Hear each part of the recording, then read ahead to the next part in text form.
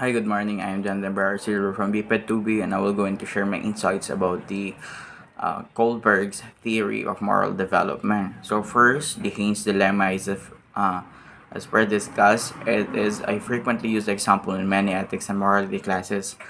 One well-known version of the dilemma used in Lawrence Kohlberg's theory, or the stages of moral development, is stated as follows: a woman who was only and or a woman was on her deathbed, there was one drug that doctors thought might save her. So there are many parts of this Haynes dilemma, and as the Kohlberg's theory of moral development explained, that it is only focused on how children develop morality and moral reasoning, and this theory it suggests that the moral development occurs in a series of 6 stages.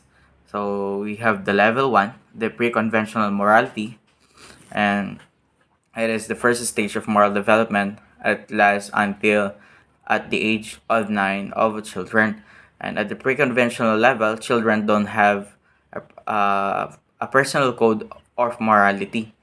So it instead moral decisions are shaped by the standards of adults and the consequence of following or breaking their rules. So in this stage 1, obedience and punishments orientation are given on the children or individual, and it is good in order to avoid being punished. And in this stage 2, individualism and exchange.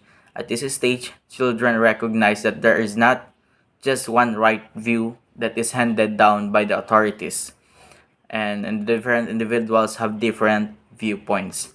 So in the level 2, conventional morality, in this stage or the second stage of moral development, it is characterized by an acceptance of social rules, or it affects by the environment concerning the right and the wrong, and we begin to internalize the moral standards or valued adult role models.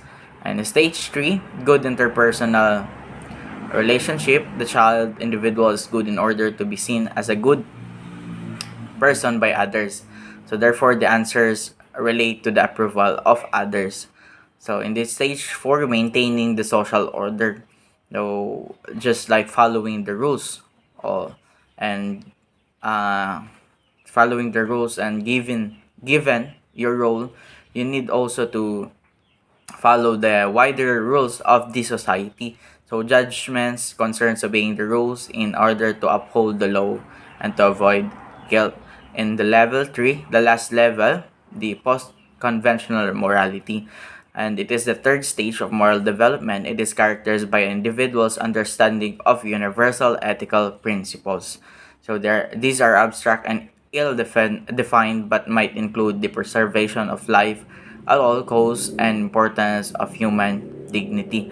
In this stage 5, social contract and individual rights, the child individual becomes aware that while laws might exist for the good of the greatest number, so these rules are created for everyone, not just for one person.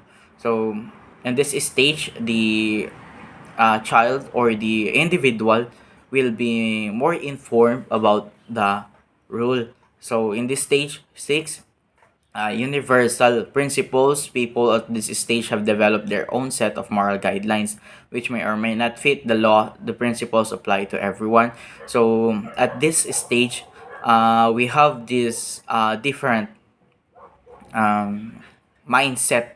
So it is upon a person or individual if you want to commit things that are not applicable in our community or in our social social or in socializing with others. So it depends upon an individual if you want to follow the rules or stick on what you want to do. So in further in the stage 6, in further explanation, human rights, justice, and equality, the person will be prepared to act to defend this principle even if it means going against the rest of society in the process.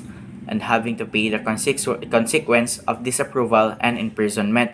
So, and that's all for today. And thank you for viewing and listening.